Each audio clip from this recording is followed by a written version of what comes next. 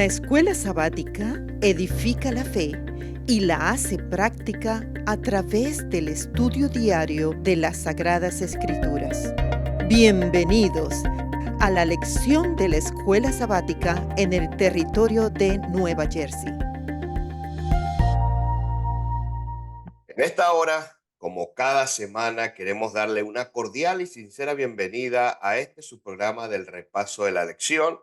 Nuevamente agradecidos a Dios por esta semana nueva que nos da de vida y que nos da para poder compartir con ustedes el repaso de la lección de esta semana que nos toca la lección número 11, hablando misión en favor de los alcanzados, la segunda parte. Así que queremos darle una cordial bienvenida. Gracias por estar con nosotros. No se olvide de compartir este mensaje a través de sus redes sociales para que otras personas también puedan ser beneficiadas espiritualmente a través del estudio de la lección. Como todas las semanas decimos, venimos a través del auspicio de la conferencia de New Jersey y el día de hoy nos acompaña el pastor Jonathan Carrillo. Pastor, bienvenido. ¿Cómo se encuentra usted en esta mañana? Bien, gracias a Dios.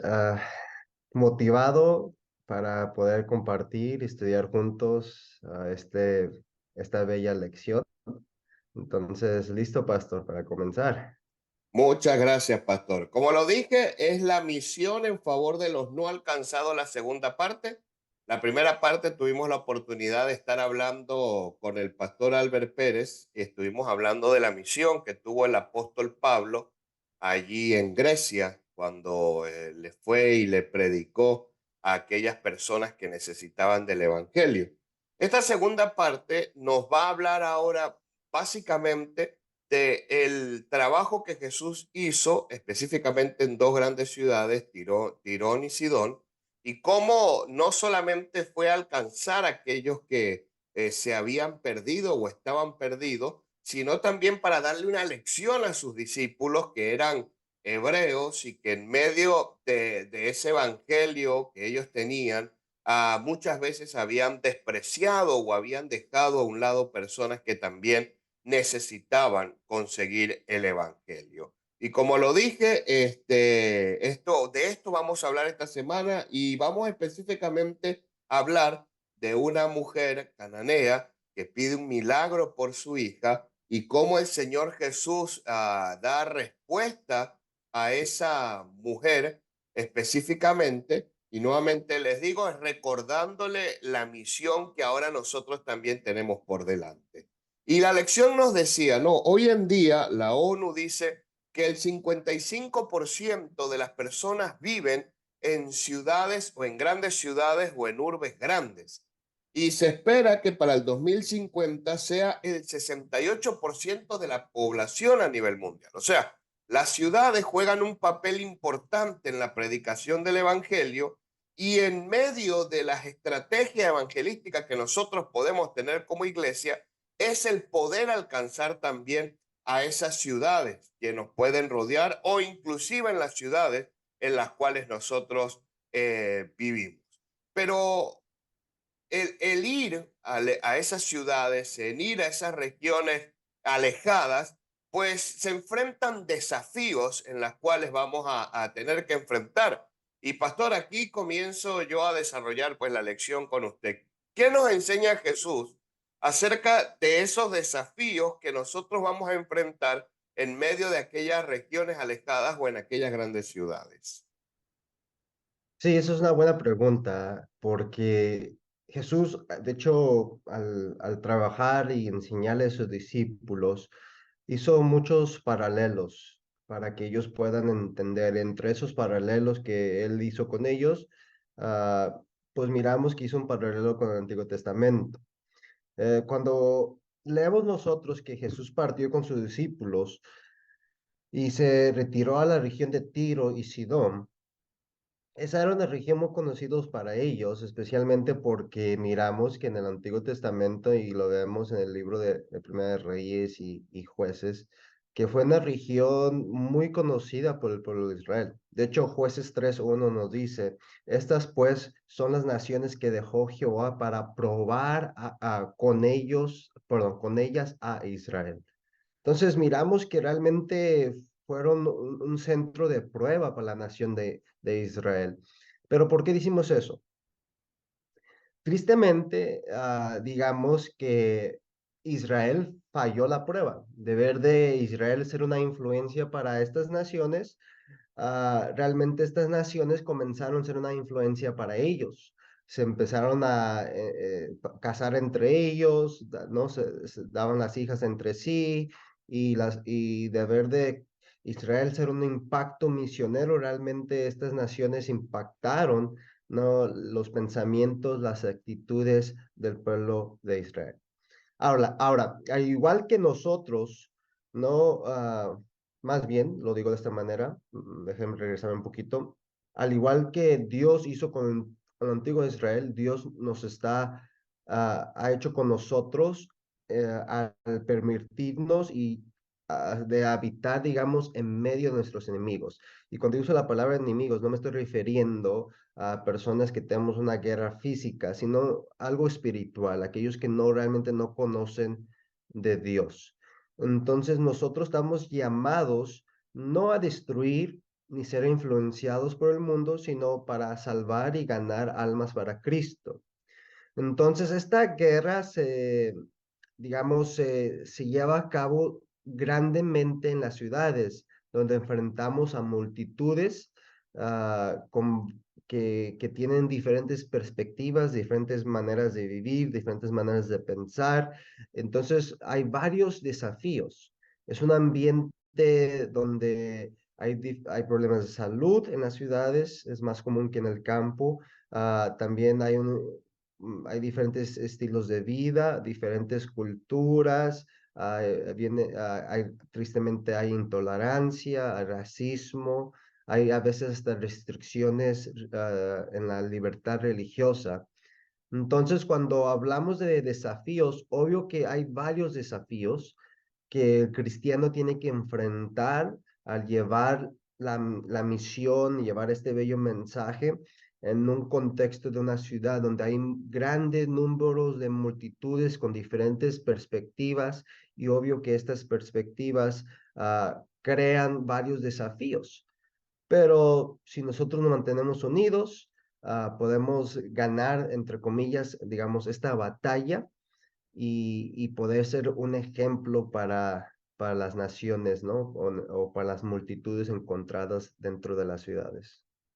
Y es interesante, pastor, porque lo que usted dice es una gran realidad, ¿no? Algunas veces quizás llegamos nosotros a grandes ciudades, no quizás de manera evangelística, no, hablemos del país en el que nosotros estamos. Muchos de nosotros migramos por muchas situaciones en nuestros países y llegamos a grandes ciudades y esas grandes ciudades que llegamos, en verdad cuando nosotros salimos a nuestra tierra no salimos pensando, no, me voy a ir un ejemplo a Nueva York, a Newark a predicar, sino que llegué a Newark, a Nueva York o a Manhattan, llegué fue por, por cuestiones económicas.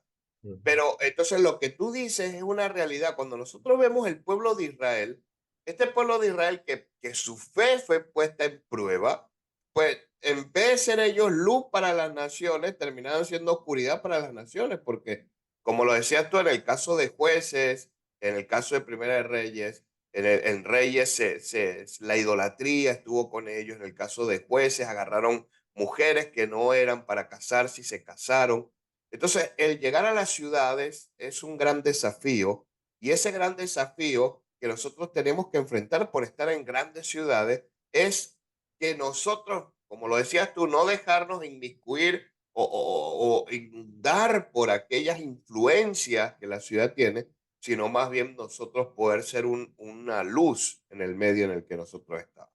Ahora Jesús llega a esta ciudad de Tiro y Sidón, y esta ciudad de Tiro y Sidón, como tú lo decías, eran ciudades que ya tenían su trasfondo histórico. Ahora, la pregunta es, ¿por qué llegó él allí? ¿Por qué tuvo que llegar él allí?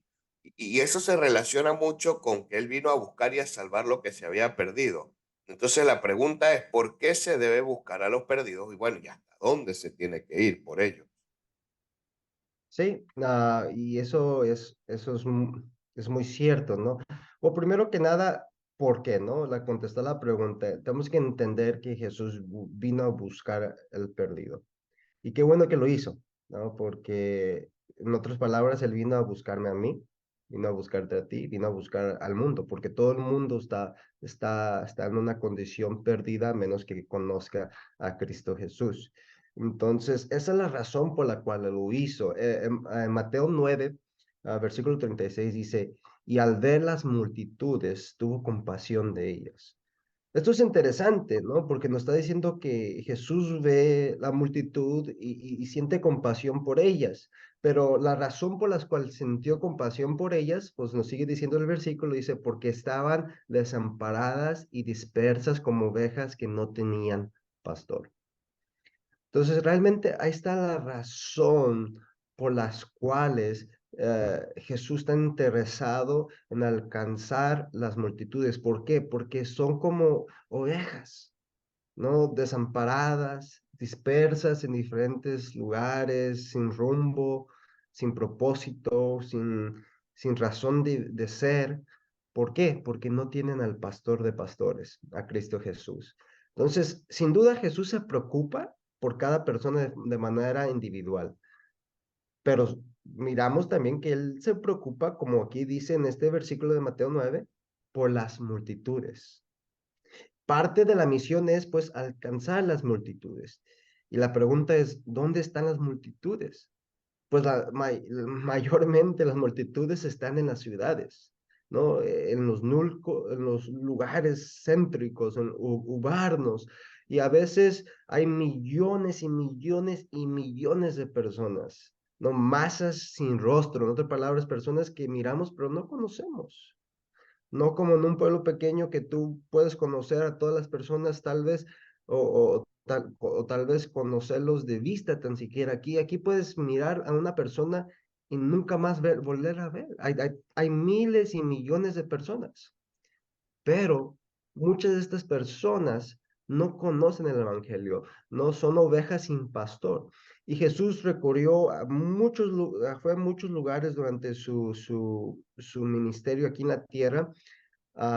Fue a Siria, fue a Galilea, fue a Decápolis, fue a Jerusalén, Judá, a Transjordania. Entonces vemos que Jesús, él estaba enseñándole a sus discípulos que la misión no solamente era para Jerusalén, no era solamente para Judea, era para Transjordania, Decápolis, a lugares que los judíos, por su naturaleza, o visión del mensaje, no, que era solamente inclusivo para Israel, Dios decía, no, es para todos, hay que llevar este mensaje, tenemos que ser luz, ¿por qué? Porque yo vine a buscar a los perdidos, ¿no? Entonces, y eso abarca toda la humanidad.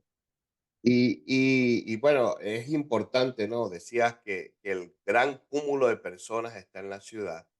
Y a pesar de que están en la ciudad, muchos de ellos en el aspecto de vida como viven, pues quizás todavía uno piensa son los más necesitados. Las ciudades te meten en tanta cosa que pareciera que Dios queda a un lado completamente. Quizás los que viven en zonas más rurales, el ambiente es un poco más tranquilo, pero el ajetreo de la ciudad, lo que la ciudad ofrece, el ambiente que la ciudad ofrece, pues pareciera que estas personas pues tuvieran mayor necesidad de Dios, aunque no se les ve en la, digan o lo expresen, pero es así. Y el Señor Jesús hace este viaje transcultural, ¿no? Para poder llegar a estas zonas de las cuales tenía varios seguidores, porque recuerden, se venían de toda esa zona esos seguidores de Jesús y más adelante lo vamos a ver también en la lección y que llega hasta ese lugar porque esas personas tienen necesidad. Ahora, ¿por qué llega a esa ciudad? No solamente porque Jesús le quiere dar una lección a sus discípulos, sino porque esa gente había sido olvidada. Como lo dijiste tú, ¿no? Y aquí podríamos meter a la otra pregunta, ¿no? El judío se había enfrascado tanto en sí mismo que había olvidado el alcanzar a personas que necesitaban. Y tristemente el enfrascarse en sí mismo, pues tuvo acciones de tratos hacia esas personas que ya no eran correctas. Entonces, cuando nosotros le vemos la lección, pues se nos viene la pregunta, ¿cómo debe ser el trato a los no creyentes? Y en comparación de cómo los judíos, entonces trataban a estas personas. Claro, y el autor de la lección, para contestar esta pregunta, utiliza ah, la, la, una bella historia del amor y compasión de Dios por una dama. Pero la pregunta en sí que estamos mirando es cómo debe ser el trato, ¿no? Y podemos decirlo de esta manera para tratar de resumirlo. Debe ser una obra inclusiva. Debe ser una obra inclusiva. ah, ¿Por qué digo esto? Porque en el ejemplo que miramos de la mujer cananea o griega o sirofenicia, como lo presenta la Biblia, y di aquí tres diferentes elementos de esta dama, porque la Biblia da estos tres elementos de esta dama, pero lo hace con un propósito. En el libro de Mateo, de hecho que Mateo fue escrito, digamos, para lectores judíos o tiene un punto de vista para ayudar a los judíos en entender el mensaje que está llevando a cabo Mateo. Es realmente enfocado hacia a la nación judía. Y luego Marcos es un evangelio escrito más para los que no conocen, ¿no? El sistema judío, en otras palabras, para los gentiles. Y voy a leerles dos versículos y vamos a mirar el contraste, ¿no? Mateo 15, versículo 22 dice, y he aquí una mujer cananea que había salido de aquella región, clamaba diciendo, Señor, hijo de David, ten misericordia de mí. Y mi hija es gravemente atormentada por un demonio. Ok, vamos a mantener este versículo en mente y ahora compararlo con la versión que nos presenta Marcos en capítulo 7, versículo 26. Dice, la mujer era griega y siriofenicia de nación y le rogaba que echase fuera de su hija al demonio. Es interesante. ¿Por qué? Entonces, ¿qué era ella? Era cananea, era griega, era de Sirio-Fenicia. Pues en realidad era todo esto, era de todos los lugares, pero realmente depende del punto de vista del narrador o de los lectores. Mateo otra vez les menciono, escribió su evangelio pensando en un público judío. Para los judíos esta mujer era cananea, es decir, pertenecía a los pueblos, ¿no? De idolatría, pueblos paganos que debían ser expulsados de la tierra prometida. En otras palabras, era alguien en el punto de vista de ellos, ¿no? Era una dama no, indigna, ¿no? No se merecía lo que ella está pidiendo. Entonces, es más, para los judíos ella ni merecía salvación. Marcos, del otro lado, él escribe su evangelio pensando en un público romano, ¿no? Y ellos usaban el término griego para clarificar que ella no era romana, que era una gentil. Entonces, por eso, al usar ese término griega, eh, aquí miramos a Marcos diciendo, mira, no era de la nación. Entonces, ambos evangelistas quisieron recalcar que la mujer era alejada del pueblo de Israel. En otras palabras, no era judía, para que pudieran comprenderse que Jesús trató de enseñarles digamos, a sus discípulos, a la nación israelita que él vino para realmente ayudar y salvar a todos, que su obra es una obra inclusiva. ¿Y por qué mencionar esto? Porque muchas veces podemos pensar que miramos a alguien, decimos, ok, tal vez a alguien que no conoce a Jesús, yo le puedo presentar a Jesús. Pero si él es de otra religión, ¿no? Si él es del Islam o es budista, Esas personas no, porque esas personas son paganas. Eso es un horror, ¿no? La obra de Dios es una obra inclusiva. O tristemente decimos, ¿sabes qué? Yo nomás voy a llevar la obra a tal grupo de personas. Oye, eso es hasta, ¿no? Racismo, ¿no? Entonces, tenemos que mantener en mente que Jesús vino para salvar a todos, no solamente a un grupo de personas, o no solamente a tales personas de una región. Él vino a salvar todos. Entonces, él vino a hacer una obra inclusiva. Y es interesante, pastor, porque Mateo, es lo que tú decías, no, Mateo le dice a los judíos, mira, Jesús vino a alcanzar a los que tú no quieres alcanzar. Y Marco le presenta el Evangelio y le dice, Jesús puede alcanzarte a ti, aunque tampoco eres judío. Entonces, fueron dos cosmovisiones diferentes, pero presentaron el mismo Evangelio de Jesús, ese Evangelio transcultural de poder ir más allá.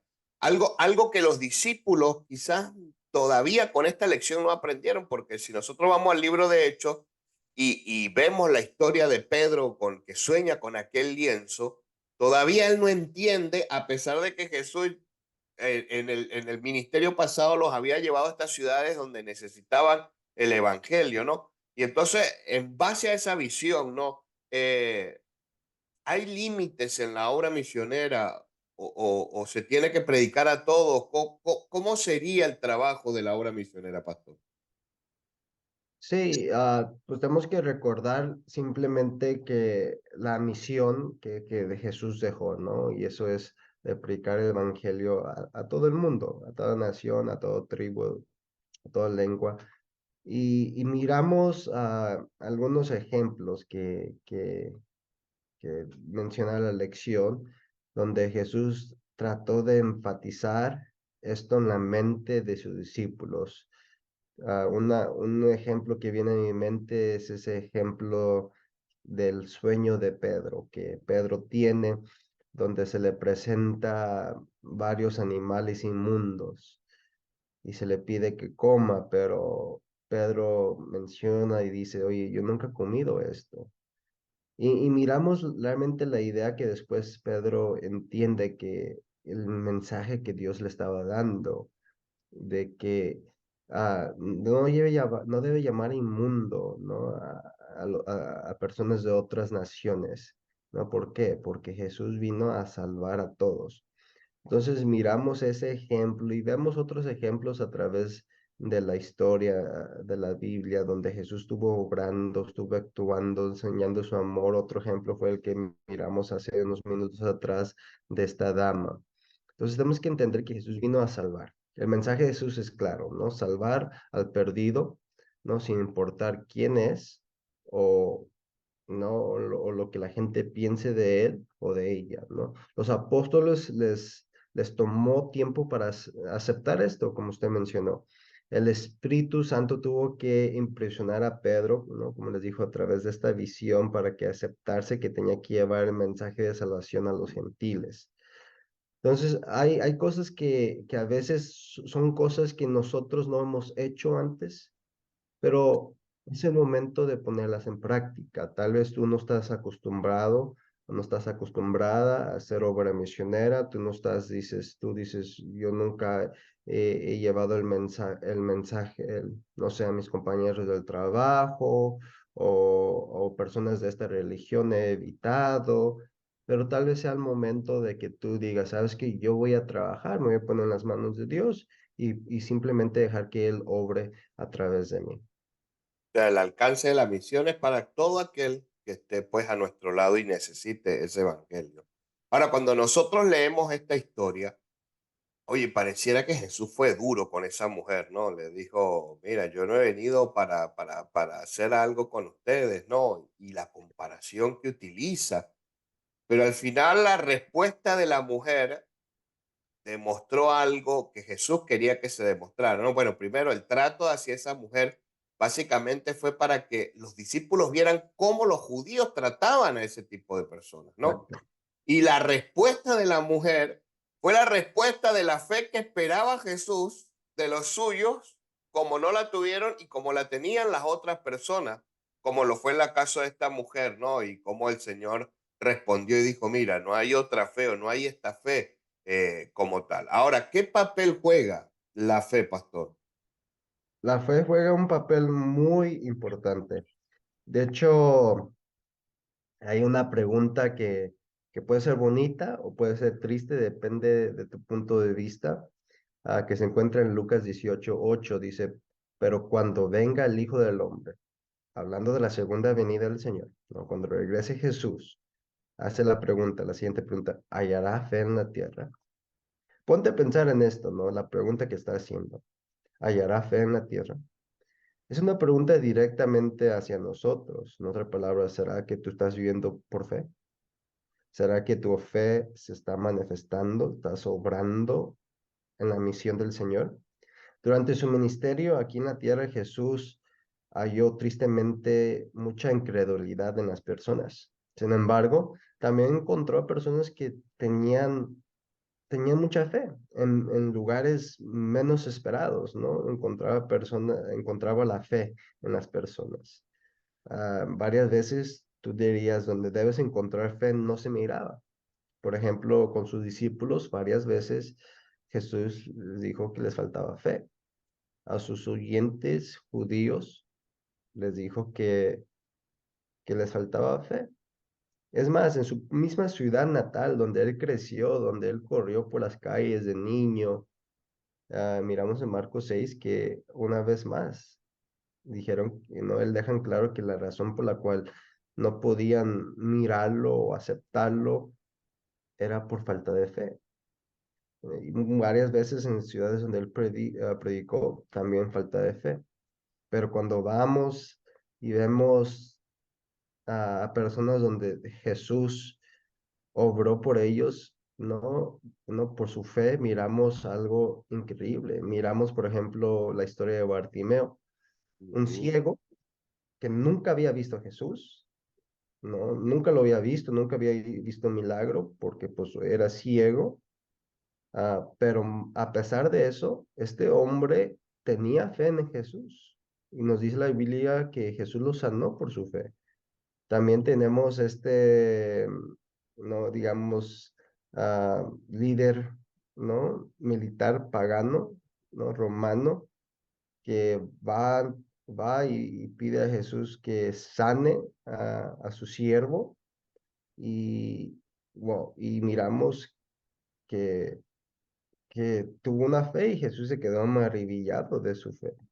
La misma historia de esta dama que acabamos de estudiar, ¿no? Ella cruzó el desierto, no fue hasta donde estaba Jesús y demostró que tenía fe. Entonces nosotros miramos que a través de esta historia es que a veces Jesús encontró fe en personas en lugares donde nosotros no pensaríamos que encontraría, en medio de los paganos, en medio de los supuestamente aquellos que no conocieron las escrituras desde niños, pero los judíos, los apóstoles, no, muchas veces ellos le faltaron fe. Entonces es una lección importante para nosotros, ¿no? Tenemos que entender que la fe juega algo importante. No solamente nosotros tenemos que desarrollar nuestra fe, pero tenemos que entender que hay varias personas, tal vez personas que tú ni te imaginas que tienen fe, pero tienen fe, están solamente esperando que alguien les hable de Cristo Jesús. Entonces es el momento de actuar por fe y llevar el mensaje a otros. Y es interesante, pastor, cuando uno ve, a mí me llama la atención esto, ¿no? Tú decías que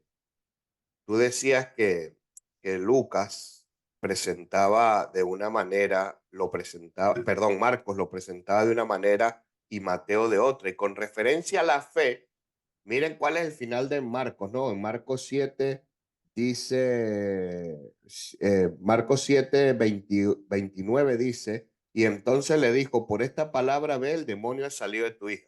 Esa fue la respuesta de Jesús a la mujer en Marcos. Pero miren en Mateo 15 dice el verso 28, dice, entonces respondió Jesús y le dijo, oh mujer, grande es tu fe. Eso no lo dice Marco, lo dice Mateo. Dice, sea hecho contigo como quieras.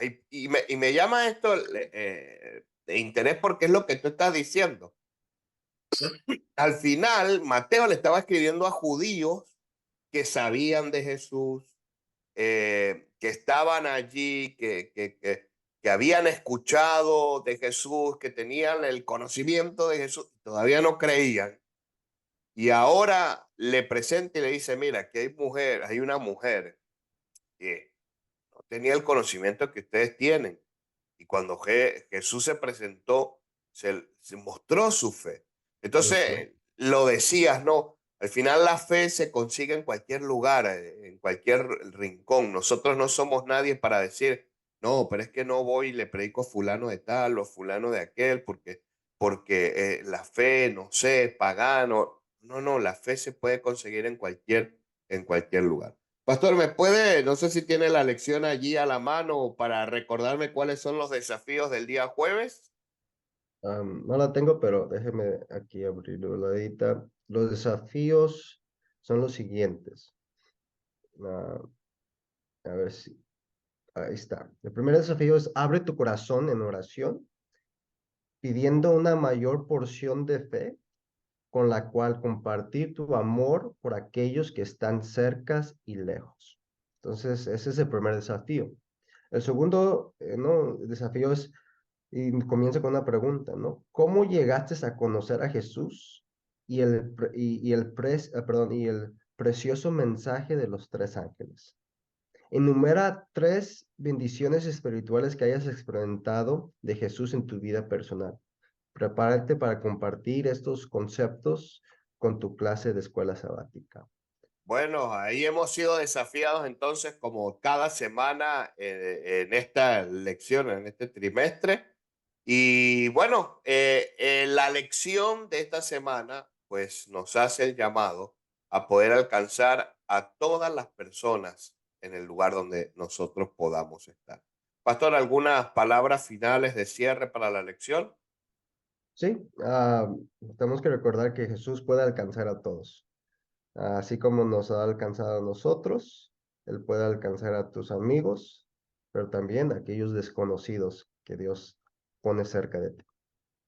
Muchas gracias, Pastor, por tomarse el tiempo, por estar con nosotros en el repaso de esta lección número 11. La semana que viene estaremos leyendo la lección o estudiando, repasando la lección número 12 que habla de Esther y Mardoqueo. Y ya nos estamos llegando ya al final de este año 2023. Pero como siempre le decimos, gracias por estar con nosotros. Comparte este mensaje que también puede ser de bendición para aquellas personas que ustedes puedan llegar a través de las redes sociales. Muchas gracias por estar con nosotros en este tiempo. Gracias, Pastor. Dios me lo bendiga. Dios me los bendiga, queridos hermanos, queridos amigos. Y nos vemos la semana que viene.